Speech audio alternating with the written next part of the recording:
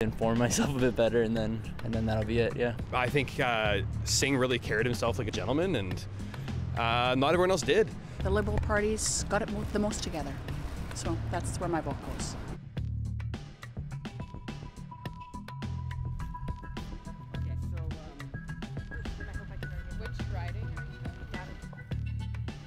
A tight race for candidates in multiple Toronto ridings, and it's mostly between the Liberals and the NDP as the parties fight to win your vote.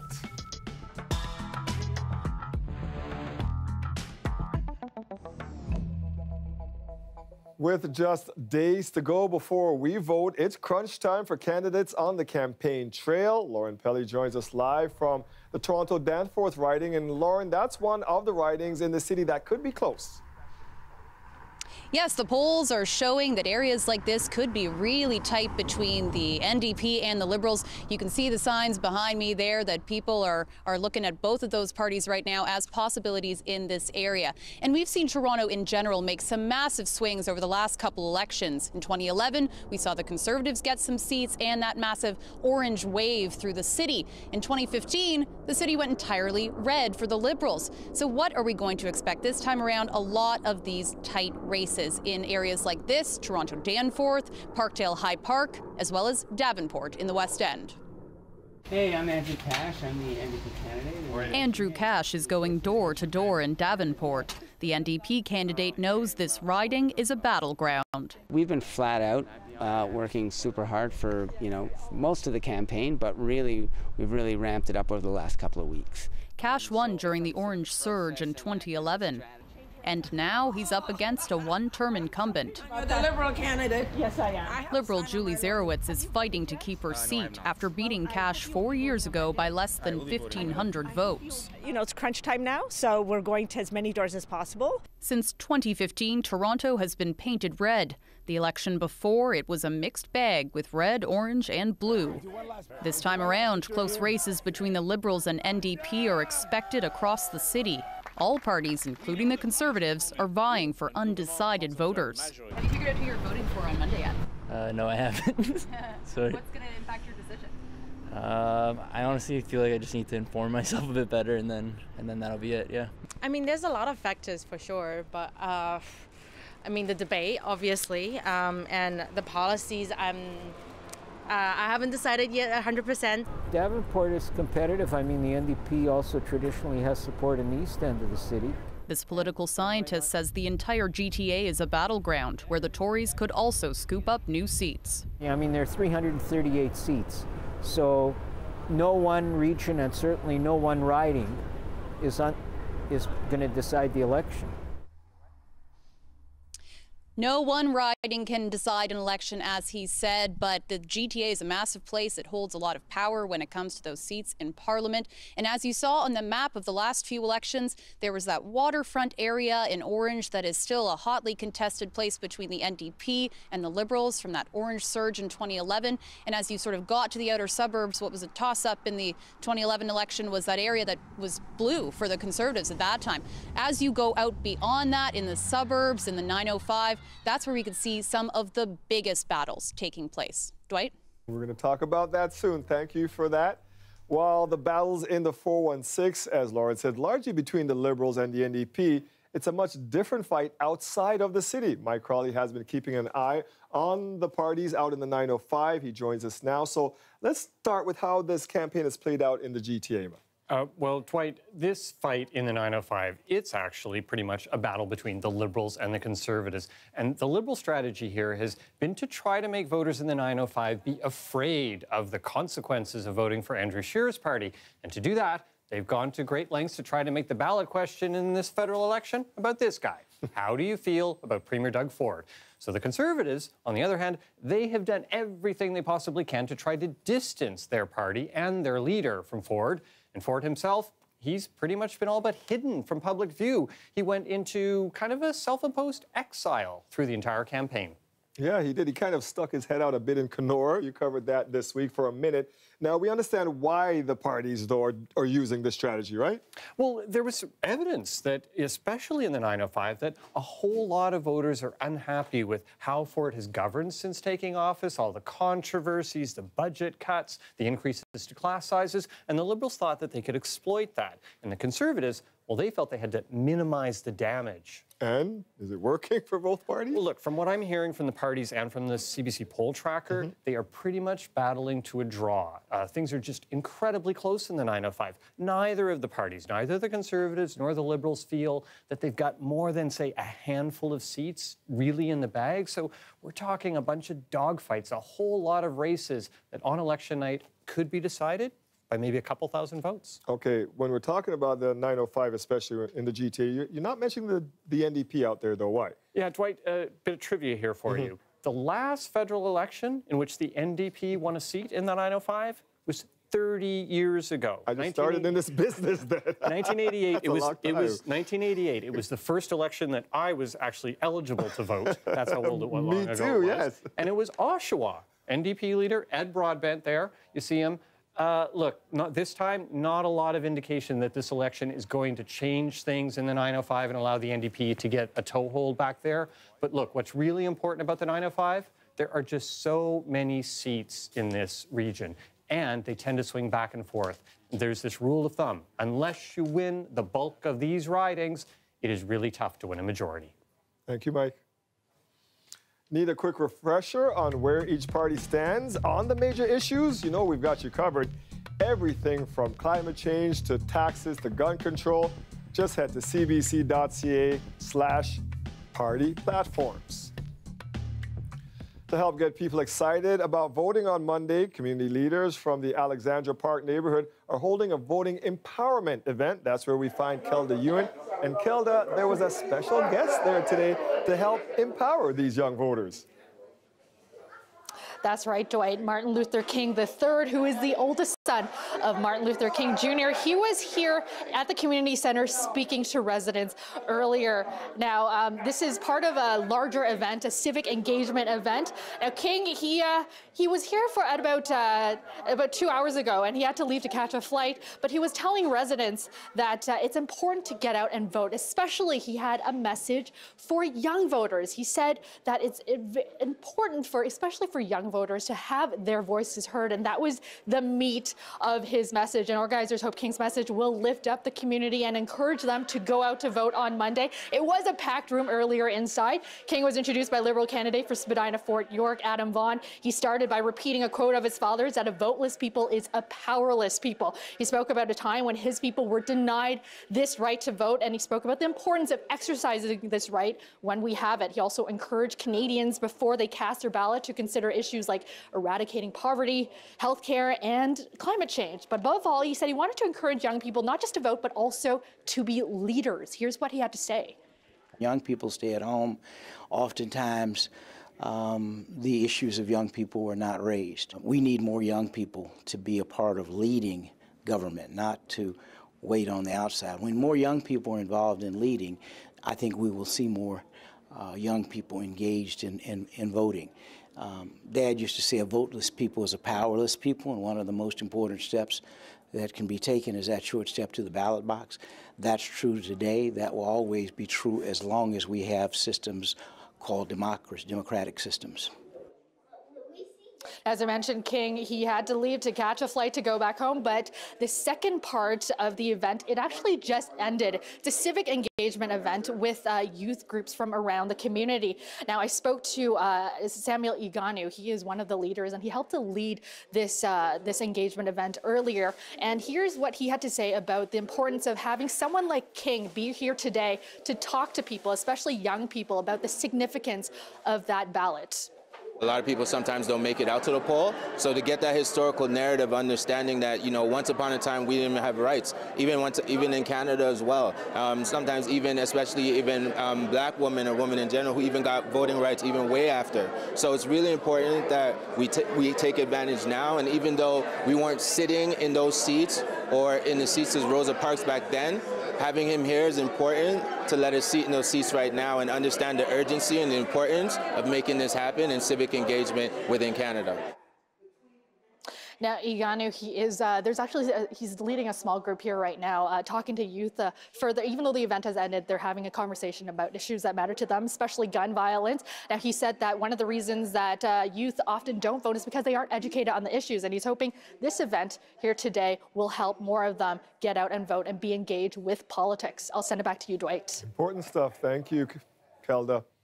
The education minister says he's still trying to hammer out a deal with the province's teachers. This as the clock ticks down to possible job action.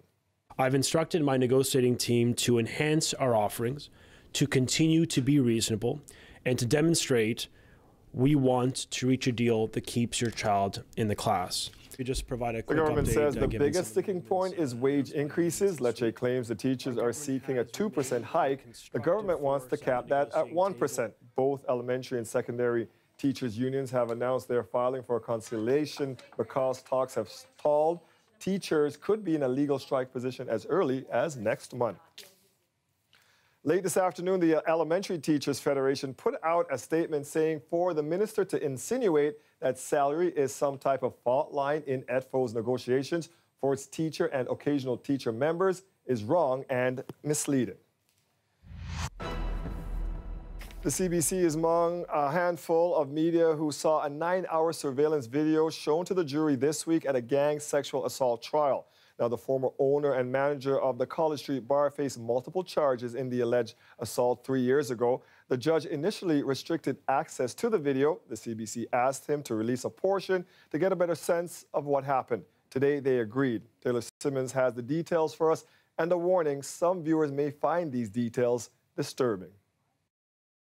Just before midnight in December 2016, the video shows a woman whose identity is protected appearing to be increasingly intoxicated, slumped in a chair at the College Street bar. This 9-hour surveillance video is key evidence at a trial where the jury must decide whether she consented or had the capacity to consent to sex acts with 2 men that night. Gavin McMillan, the former bar owner, and Enzo De Jesus Carrasco, the bar manager, are facing charges of gang sexual assault, administering a stupefying drug, and forcible confinement. De Jesus Carrasco faces 2 additional charges of sexual assault. They've both pleaded not guilty. The jury has spent days watching the video from the time the woman entered the bar to when she left. The Crown says it's meant to show the full picture of the evening. The judge agreed to release portions of the tape, quote, so the public can see justice is being done. In it, De Jesus Carrasco can be seen leading the woman over to the bar after he's served her multiple drinks. The CBC obtained text messages from around this time, one from De Jesus Carrasco to McMillan saying, she's dead, dead, dead. I am dealing with it. The Crown alleges he'd set up cocaine, and as the night continued, he put his hands down her pants multiple times. De Jesus Carrasco and McMillan can also be seen placing her head over the bar, allegedly to consume more cocaine. Later, the woman is led to the basement washroom where there are no cameras. McMillan can be seen carrying down more trays of what the Crown says is cocaine. After they emerge, over the next few hours, multiple sex acts take place in various areas of the bar. The final parts of the tape show the woman getting dressed before she and De Jesus Carrasco leave together. The jury is back in court on Monday. The woman at the center of the case is expected to testify later in the trial. Taylor Simmons, CBC News, Toronto.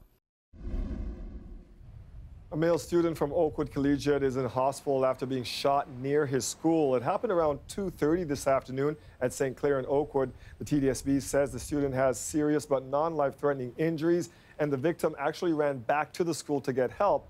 There, the vice principal administered first aid. St. Clair is closed near Oakwood, but streetcars are still running through the area. There's no word on suspects yet. A 30-year-old man is dead, the victim of a shooting in the Don Mills and Steeles area. And tonight, police are looking for a suspect and a vehicle that witnesses say sped away from the scene. Alicia Son has more. By the time police arrived, there was blood on the ground and shell casings, but no victim. Michael Wynn's friends, who were here at the time, loaded him up in their car to take him to the hospital. I think that his friends probably realized that he was severely injured and that they were trying to help him, and as opposed to waiting for an ambulance, they decided to just take him by themselves in the hope that they could get him to the hospital quicker and maybe, help to save his life. Wynn died in hospital. The 30-year-old didn't live in this apartment building, but police say he was here on legitimate business. Ingrid Sardar does live here. Her daughter saw Wynn's execution from her bedroom window. Last night, I heard gunshots. I said to my daughter, check outside. She was upstairs already in her room. And I said, look out the window. I think those are gunshots. And she said, Mom, the guy was shot. And she saw a boy approach him. He shot him 4 more times in the chest. I spoke with another witness today who says she saw Wynn in the apartment building lobby just before he was killed. She said he seemed really friendly and he had been carrying a load of pots and pans. Residents here say they're not used to something like this happening so close to home. It's a very family-oriented area, so it's not like you would have any of this shooting happening. How does it feel sort of waking up and seeing this out front of your home? Yeah, it's scary right now. So because it's first time I'm seeing right now here. It's a pretty safe place. Police are looking for a suspect who was seen peeling out of here in a 2016 Audi RS7 with a matte black finish. Ali Chiasson, CBC News, Toronto. Halton police have made an arrest in the murder of an elderly man over the summer. Certainly did nothing to deserve this or bring this upon himself, and it's an absolute tragedy. 91-year-old Edmund Ferrari was found collapsed outside his retirement home in Oakville in August. Police say he died from blunt force trauma to the chest. Investigators announcing today they've arrested 23-year-old Dazel Henry of Brampton. He was in custody at the time at the Toronto West Detention Centre on unrelated charges. Henry is now facing a first-degree murder charge. At this point, we do not have a defined motive in this matter, and that remains a part of the ongoing investigation.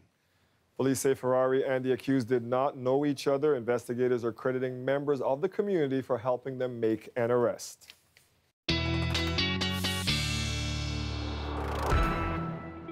We started off the week on Monday promising a warm-up for the weekend. Did it materialize, Nick? Pretty much, or it is materializing anyway. We're close to seasonal right now. Yesterday we hit just single digits, about 9 degrees for about an hour. Today up to 11 degrees. As nightfall sets in, we're looking at temperatures that are back into the single digits, but will continue to warm coming up over the next couple of days. Now, with that being said, it will be a cold night tonight. Under clear skies, we're expecting temperatures really to drop across the GTA. There are frost warnings in effect from Windsor, Sarnia, all the way up around to Hamilton, Niagara. And we'll see frost developing even in areas further east of the city of Toronto. Just doesn't necessarily meet the advisory criteria, but that's where we've got frost advisories in effect. So look for temperatures to hit that 0 mark tonight. Clear skies will continue into tomorrow. May see a little bit of cloud cover just through the afternoon, but for the most part, we're looking at a sunny day tomorrow. And in fact, even into Sunday, we're going to see some sunshine continuing. And Monday is when things start to turn just a little bit. In terms of temperatures, 1 degree for the city of Toronto. As I mentioned, though, areas outside the city seeing frost, certainly in the rural areas. 13 degrees for tomorrow. That puts us right on seasonal there. A little bit of cloud cover through the afternoon, but for the most part, a sunny day. And then even warmer temperatures for Sunday. Your full forecast in a bit. Thank you, Nick. Certainly, the Canadian government could do a great deal more to ensure that Canadians abroad are aware of the fact that they can vote. They may not live in Canada, but for the first time in a quarter century, Canadians living around the world have a vote. That story coming up. The weather update is brought to you by Train Extreme Conditions Testing. It's hard to stop a train, really hard. Train, the most reliable heating and cooling brand.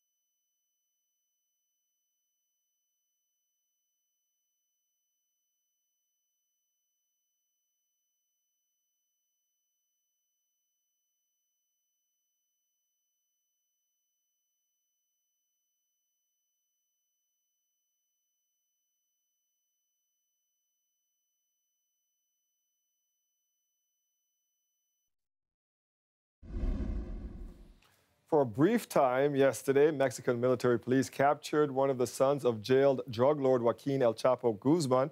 28-year-old Ovidio Guzman was seized in a bus at a home northwest of Mexico City. But that was before heavily armed drug cartel fighters surrounded police and set the accused drug trafficker free.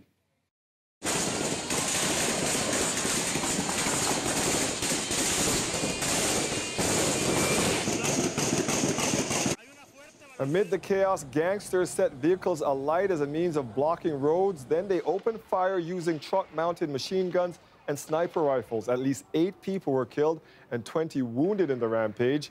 El Chapo was tried in a U.S. court this year and sentenced to life in prison. His sons are said to have taken over his Sinaloa drug cartel, the most powerful organized crime syndicate in Mexico. Ovidio Guzman is wanted in the U.S. on charges of conspiracy to distribute cocaine, methamphetamine, and marijuana. The problem with the U.S. proclamation of a 5-day ceasefire on the border between Turkey and Syria is that not everyone agrees on what that means. Today, attacks resumed as Turkish-backed militias again took aim at Kurdish targets in Syria, making it unclear if even a temporary truce might be achieved. Despite the announcement of the ceasefire, it's called different things, pauses by others. Shelling and intermittent clashes continue to be reported. Turkey's president called it minor sniper and mortar fire, but smoke could be seen rising above the Syrian city where attacks were supposed to be suspended. After being abandoned by their U.S. allies, Kurdish forces turned to the Syrian government, which also opposes Turkey moving in on Syrian territory. More than 100,000 Syrians have been displaced so far in the fighting. For years, the Kurds in northern Syria have also had their own de facto government. The latest Turkish attacks have destroyed those dreams of independence. And as Margaret Evans tells us, the loss is very personal. In northern Syria, a town mourns a lost daughter, the chant on their lips that martyrs never die. And a mother stands to remember her, even though the manner of her death carries such a heavy weight. These are the friends and family of Hervin Halef. The Kurdish politician was taken from her car and murdered last Saturday, along with her driver and an aide. Shapal Mustafa is her cousin. I'm very angry. Why? Why all of this happens to us? Only just because we are Kurdish? Halef's killers are suspected of belonging to one of the Arab militias unleashed by Turkey to fight on its behalf. Her mother, Saud Mohammed, does not shy away from the brutality of it. They could not even show her body to me, she says. There was not any part of it without bullets. They even pulled out her hair. Her family wants the world to know about it and what's happening in Rojava, the autonomous Kurdish enclave wedged between Iraq and Turkey. The Kurds of northern Syria are not only dealing with devastating human loss, they're also faced with the potential loss of the dream of Rojava. Derek's town center is unusually quiet. Conflict keeps people indoors. We don't trust anyone. Not Erdogan, not Assad, not America.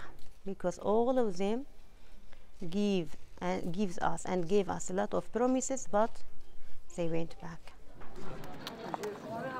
Those mourning Hervin Halef expect there will be more grief to come. Margaret Evans, CBC News, Northern Syria. Thousands of people are marching for a second day in Lebanon, calling for the government to step down over the country's economic crisis.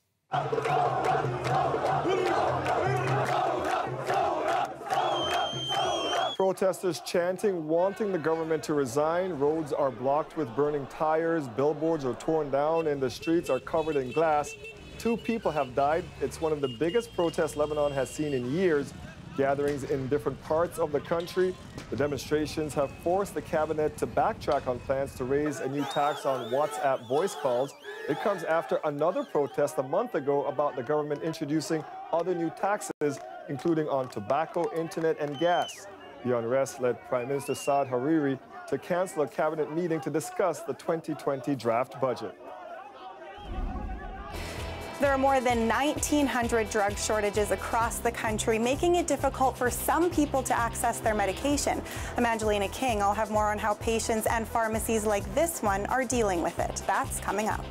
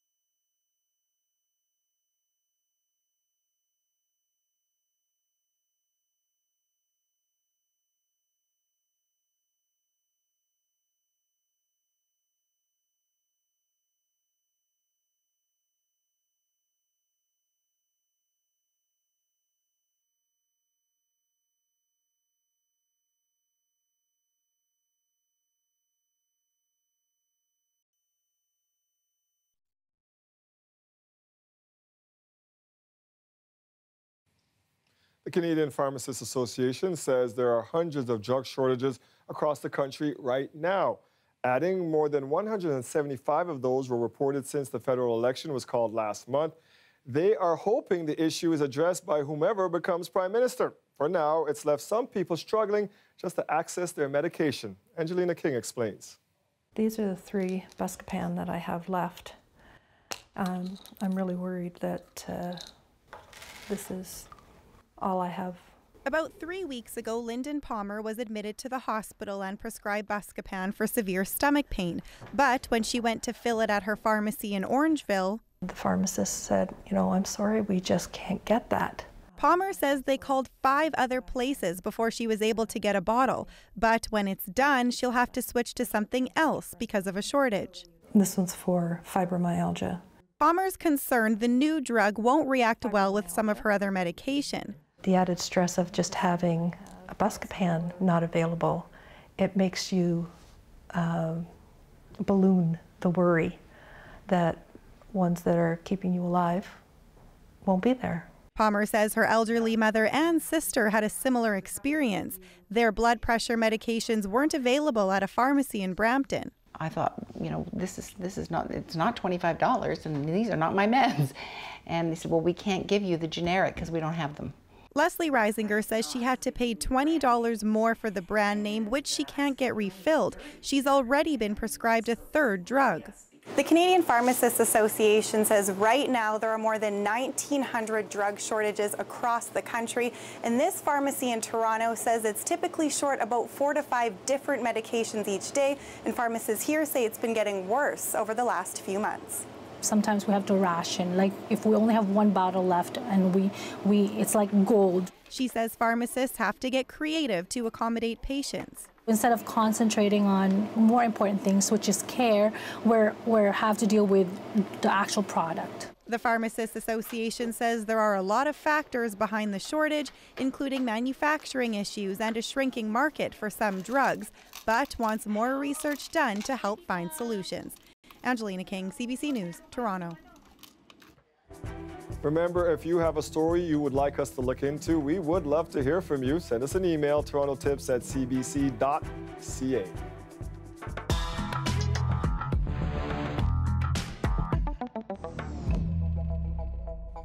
Thousands of Canadian expats are casting ballots this election. It's the first time they have been allowed to do that in 25 years, and it's the result of a legal battle that went all the way to the Supreme Court of Canada. The number of expats registered to vote this year has greatly exceeded projections. Still, as Kim Brunhuber explained, some are on the fence about whether they should vote at all. Angela Chapados, no mystery where she was born. 7 years ago, she left Montreal to teach at a school in Los Angeles. Come election time, she can't vote in the U.S. because she's not a citizen, and a law denying the vote to Canadians who have lived abroad for more than 5 years meant she was forbidden from voting in any Canadian elections. It just makes you feel like you don't have really a place that you belong to, that you're sort of a citizen of nowhere. This election year, that will change, all thanks to 2 Canadian expats who challenged the law in the Supreme Court and won. We were ecstatic. Alan Nichols founded a lobby group for Canadians living abroad and argued on their behalf in the Supreme Court case. In 2015, about 11,000 expats voted.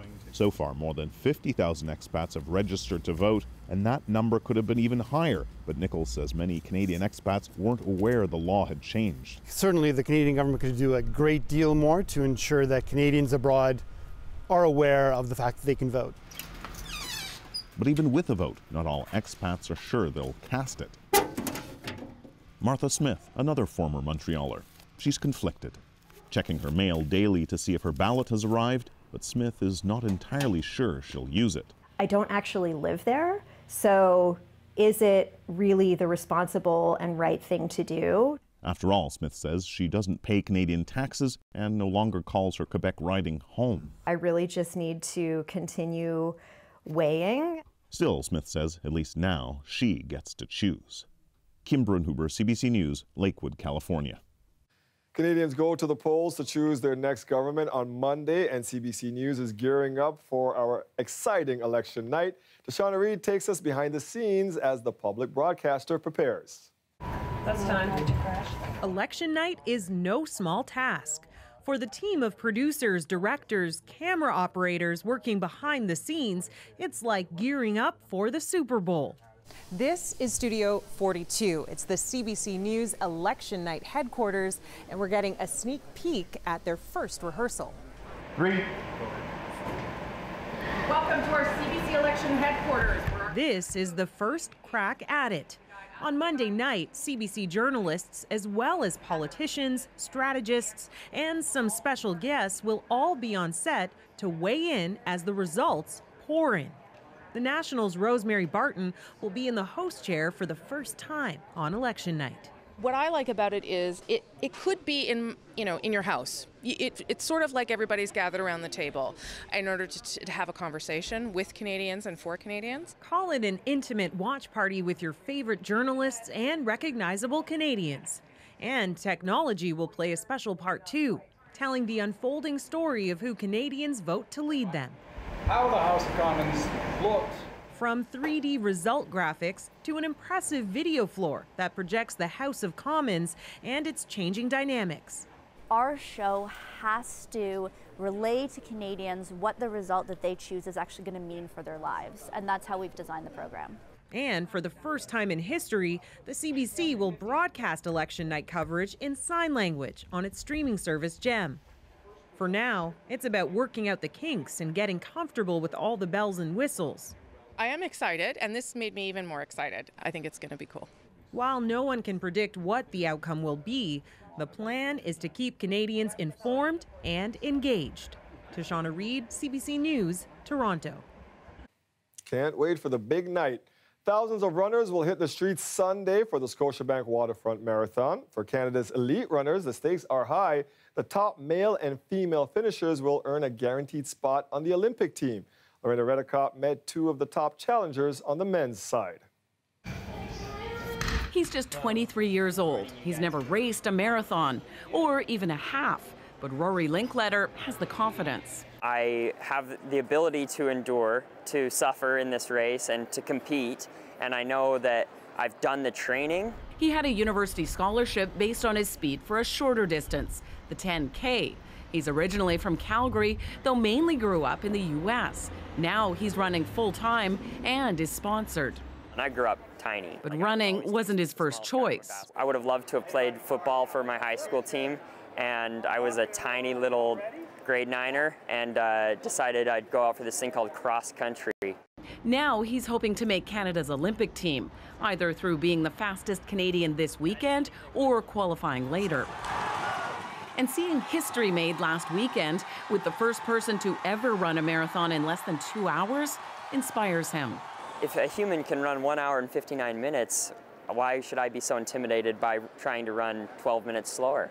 I've done this race twice. Another top Canadian is looking to revive his career. This is like a nice gradual downhill, and people will really start running fast here, but that's so early in the race. Dylan Wykes came in 20th at the Olympics in 2012, but hasn't raced a marathon since. He suffered injuries, was semi-retired, but in the past year, since moving to Ottawa, started training seriously again. It's been so long since I've finished a marathon that I really just want to go out and have a positive experience.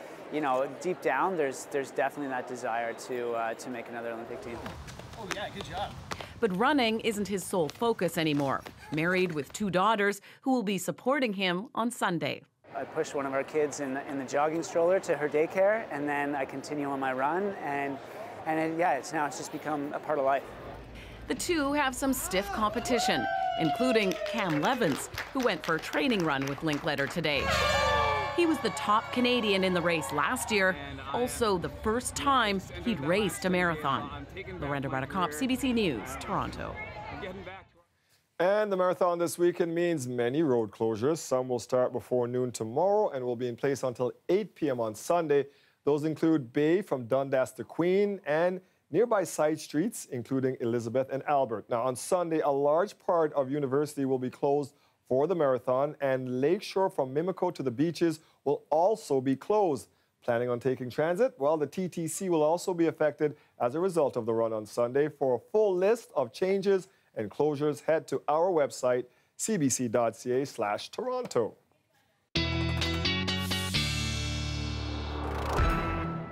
And we're wondering if they will have some running weather on Sunday, Nick. Something told me you were going to ask that. I don't know why, but you know, it's actually not going to be too bad. Temperatures are warming up, but nice for a run. Not that really hot summer kind of weather, of course. And they are going to be just a little bit above seasonal. So here's a look at the breakdown for the Toronto Almanac. The average highs for this time of year, 13.4 the average, lows 3.4. So we're going to be a little bit below the average tonight, but heading into the weekend, we're actually climbing back up above, nowhere near the records, by the way, that you see there. Right now we're sitting at 9 degrees in the city of Toronto, some double digits around the Golden Horseshoe. Earlier today, though, we're at 11 degrees in the city of Toronto, and this came under clear skies. We're expecting to see clear skies tonight, and because of that, a lot of the heat is going to radiate away, and that's why we're seeing temperatures dropping down to the frost point in a lot of places. Not so much in the city of Toronto proper, but once you get outside of it in areas to the east and to the north, you'll see temperatures around 0 degrees or even below that. High pressure in place right now. Further back to the west, we're looking at a weak front that is going to weaken as it heads toward the GTA, but it'll bring some cloud cover towards Sunday. As that high pressure moves out, still light winds, also looking at generally sunny skies. This takes us into a Saturday night. Sunday morning, though, you notice it starts to dissipate there.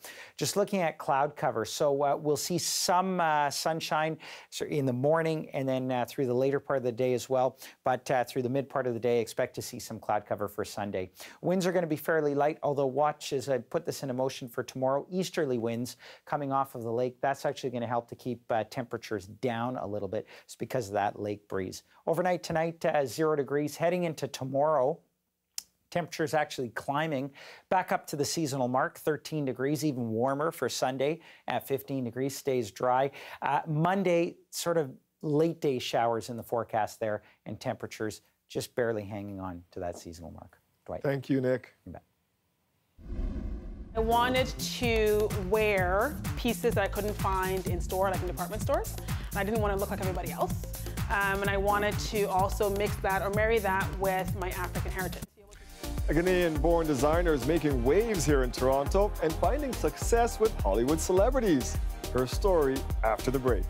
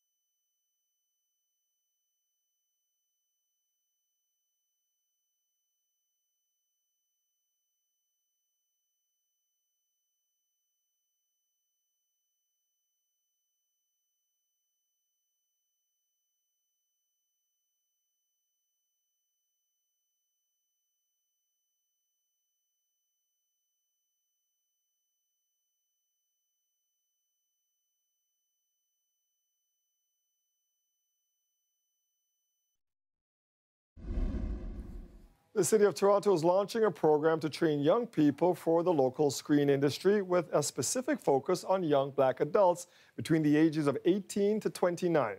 We've got great teachers and the experts that we have in the industry now, the tremendous talent the city has. We've got a great industry that has the critical mass necessary and able to take on the challenge of training some additional young people. And we have now a program that brings together people who I gather refer to themselves as young black overachievers. With the help of community partners, the city has launched a production assistant training program. It aims to give opportunities to those that are underrepresented in the industry. The 5-week training program provides an opportunity for the Toronto screen industry to become more inclusive and representative of the city's racial and ethnic diversity.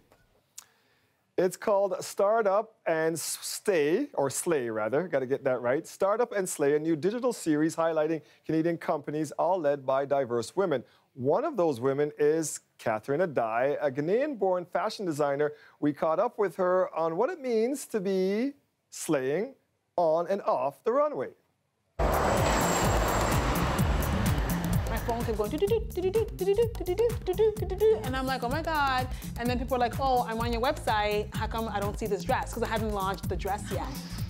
So what inspired you to start your own business? I wanted to wear pieces that I couldn't find in store, like in department stores. And I didn't want to look like everybody else. And I wanted to also mix that or marry that with my African heritage. So I'm from Ghana, West Africa, and I wanted to be able to take the prints from Ghana and kind of marry it with a modern, eclectic, fancy designs for the modern women. The fabric is called Ankara, which is printed cotton, primarily from West Africa. In Ghana, it's called Ankara or Nkuma. And you've had some A-list celebrities like Busy Phillips, Yvette Nicole Brown wear your clothing. What has that done for your business? So it's great that these celebrities have this kind of pull and this kind of following where people really are drawn to what they wear. It actually opened up the demographic significantly because just in terms of people that follow her from all backgrounds, right? So it gave me exposures and I was like, wow, this one celebrity taking a picture from the waist up in this one dress. I'm grateful for how fast the business has gained exposure and how far I've come in the last 2 years since doing it full time. But nothing is overnight. So my advice to young women who are starting in this field, whether as an entrepreneur or specifically in fashion, know yourself, stand strong and true in who you are. Have your own craft and have your own artistic representation, and don't ever be afraid to express that. Don't look at your competition and really see them as competition. More so see them as maybe people who you expect to maybe look like or kind of desire or emulate to be like, but not that you really want to be like them, and don't think of them as somebody's gonna bring you down. So stand strong in who you are and just, kind of keep pushing forward in your vision and your business. It was one of the standouts of the Toronto International Film Festival, the South Korean flick Parasite. Eli gives us his review right after the break.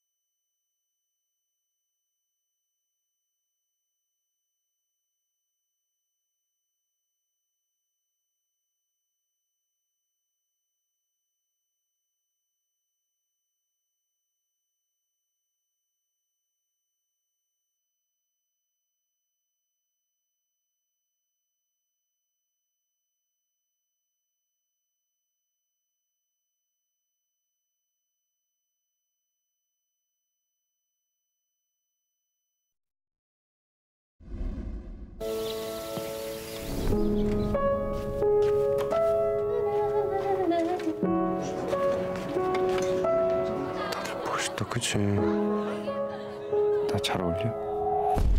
구라를 좀 치지 뭐. A dark comedy that's already generating Oscar buzz, Parasite is opening in theaters exclusively in Toronto. The South Korean film was one of Eli's favorites at TIFF this year. High praise coming from Eli, so let's start at the beginning. So this is all about the economic food chain, and we start at the bottom with the Kim family. I mean, one of the opening scenes, they're just hunting for free Wi-Fi. Like, we need to be able to use our WeChat. Okay, we found it. Then the city is spraying for bugs. They open the windows to let the fumigation in just because they figure out, hey, free spraying, fantastic, get rid of those insects. So we're talking people who lack the means. Like, they're healthy, but they just don't have opportunity. Then what happens is the son in the family hears about a job teaching English to the teenager of a very upper-class Korean family. Now, first, he needs to fake a university degree. Luckily, his sister, very good at art, she can take care of that, no problem. So here's the family. I'm going to show you a scene preparing for the scheme. And the thing is, like, it's interesting. You know, they're breaking the law, like breaking rules, but you also get this sense of how they support each other. Let's take a look. 그죠? 얘 실력이. 에이, 아들 면접하러 갔는데 응? 덕담이나 한마디 하지. 아들아, 아버지는 네가 자랑스럽다. 아버지, 저는 이게 위조나 범죄라고 생각하지 않아요. 저 내년에 이 대학 꼭 갈 거거든요. So it's just a little technicality that he's faking his degree here. So he gets the job, gets into the family, and now we jump to the Park family. They are at the very top of Korean society. Beautiful, gorgeous jewel box of a house. Now, when the son gets in there, not only is he teaching this teenager, he sees another opportunity because that family is a very troubled boy who appears to have a talent for art. You know what? He knows an art teacher. Our teacher is his sister. Let's take a look how they prepare for that. 우리 다송이는 완전 예술가 재질인데. 침팬지를 그린 거죠? 자화상이에요. 역시. 그동안 미술쌤도 여러 명 바꿔가면서 해봤는데요. 제가 사람 하나가 휙하고 떠올랐는데. 아, 잠깐. 제시카, 외동딸, 일리노이, 시카고. 과선배는 김치모, 그는 이사촌. And that's part of the pleasure, right? Now it's like a heist film. It's how do you prepare the scheme, the mnemonic little device that she uses to remember her backstory. And then you see how easy it is for this family to gain the other family's confidence. Maybe they're isolated, maybe they're lonely, a little bit of flattery, you say the right word here and there, and suddenly the teacher, now the art therapist, maybe a driver, and this family from the bottom of the food chain is now absorbing this upper-class family like an amoeba. And working their way up. Yeah, oh yeah. So is it a comedy, though, the film? It's a thriller? Yes. Okay.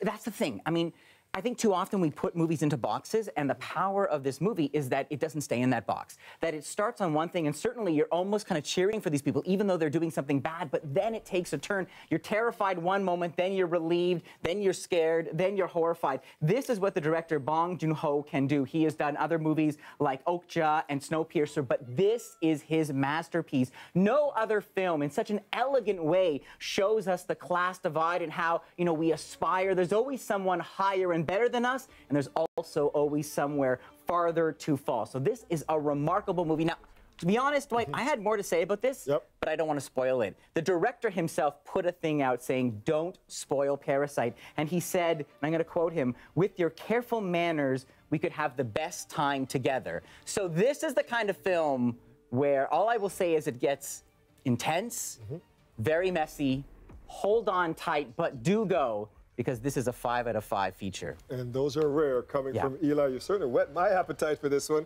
Happy Friday, sir. Thank you.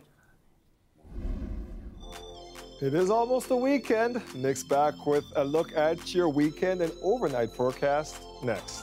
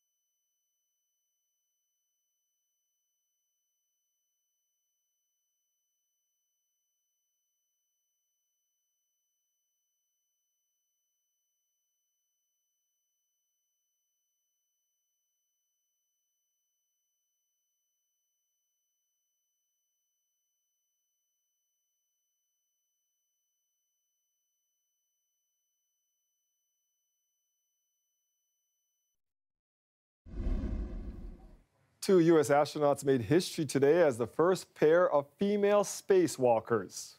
I'm right beneath your feet, so don't move down. Copy. The two spent several hours outside the International Space Station working on a broken solar panel.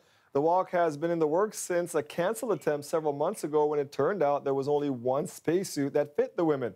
NASA has since fixed that, saying gender milestones are important. Some call it a giant step for equality. That was very cool. Pretty cool, eh? Yes, to see them out there. But that spacesuit, come on. Don't send them up there. You don't have a spacesuit for them. You would have thought somebody had sort of gotten Think ahead about of that. NASA? Yeah. All right. Yeah, This weekend? This weekend, yeah, on the heels of a cold night, it's actually looking pretty good. And we're Is that a 1, Nick? It's a 1. Oh, yeah, buddy, yeah, and the frost, the F word at the bottom. Yeah. Oh, goodness. You know what? If you're outside of the city, it's going to actually be below 0. Oh, boy. So get ready for that tonight. But after that, 13 degrees, and it's warming up heading into Sunday. Go find my shovels, you guys, putting those numbers Not up yet. there. Not yet. That's it for our show tonight. Have a great weekend. We'll see you back here on Monday, Election Day at 6. Get out and vote, everybody.